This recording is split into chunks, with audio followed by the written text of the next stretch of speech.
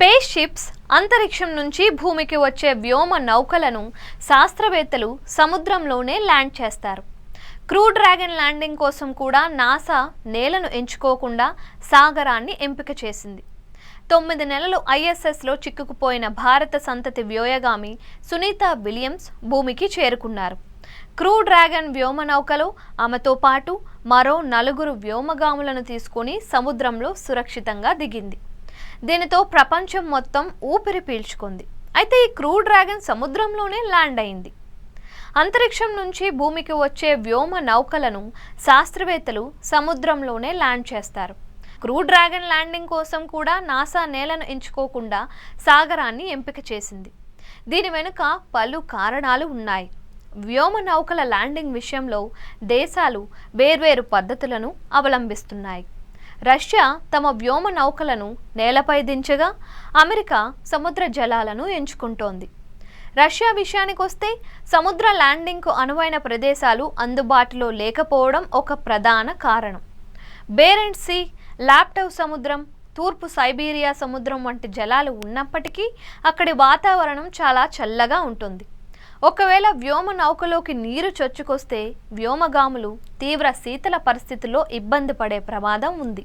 అంతేకాక సహాయ బృందాలు వ్యోమ నౌకను సముద్రం నుంచి వెలికి తీయడం కూడా కష్టతరం అవుతోంది. కొన్ని ప్రాంతాలు అనుకూలంగా ఉన్నప్పటికీ అవి అంతర్జాతీయ సరిహద్దులకు సమీపంలో ఉండడం వల్ల రష్యా వాటిని ఉపయోగించడానికి ఇష్టపడదు. దీనికి తోడు రష్యాలోని జనావాసాలు లేని విశాలమైన భూభాగాలు ఉండడంతో వాటిని ల్యాండింగ్ కోసం వినియోగిస్తోంది. రెట్రో రాకెట్లు, పారాచూట్ల సాయంతో వేగాన్ని తగ్గించి నేలపై సురక్షితంగా దిగేలా చేస్తోంది. చైనా కూడా ఇన్నర్ మంగోలియా ప్రాంతంలో ఇలాంటి పద్ధతినే అనుసరిస్తోంది. ఇక అమెరికా విషయంలో భౌగోళికంగా అనుకూలమైన సాగరాలు అందుబాటులో ఉండడం ప్రధాన కారణం. అట్లాంటిక్, పసిఫిక్ మహాసముద్రాలు ఉండడం, భారీ నౌకాదళ సమక్షంలో సహాయ బృందాలను మోహరించే సామర్థ్యం వంటివి అమెరికాకు కలిసి వచ్చాయి. భూమి వాతావరణంలోకి తిరిగి ప్రవేశించిన తరువాత పారాచూట్లతో వేగాన్ని తగ్గించి సముద్రంలో సునాయాసంగా దిగడం ద్వారా వ్యోమగాములకు హాని కలగకుండా చూసుకోవచ్చని అమెరికా భావిస్తోంది. ఈ పద్ధతిలో చివరి దశలో రాకెట్ ఇంజిన్లు వాడాల్సిన అవసరం లేదు.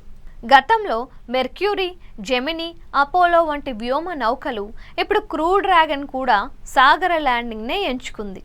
2011 వరకు స్పేస్ షటిళ్లు మాత్రం రన్వేలపై విమానాల్లా దిగేవి. భారత్ కూడా తమ గగన్యాన్ కార్యక్రమంలో సముద్ర ల్యాండింగ్ పద్ధతిని అనుసరించాలని నిర్ణయించింది. సముద్రంలో ల్యాండింగ్ చాలానే ఉన్నాయి. నీరు తక్కువ సాంద్రత, చిక్కదనం కలిగి ఉంటుంది కాబట్టి ల్యాండింగ్ సమయంలో వ్యోమ నౌకకు కుషన్లా ఉపయోగపడుతోంది. దీనివల్ల వ్యోమ నౌక దెబ్బతినే అవకాశం తక్కువ. సాగరం విశాలంగా ఉండటం వల్ల ల్యాండింగ్ స్థానం కొంత పక్కకు మళ్ళిన సమస్య ఉండదు. అంతేకాక సహాయ బృందాలు త్వరగా చేరుకొని వ్యోమగాములను సురక్షితంగా బయటకు తీసుకురావడం సులభం.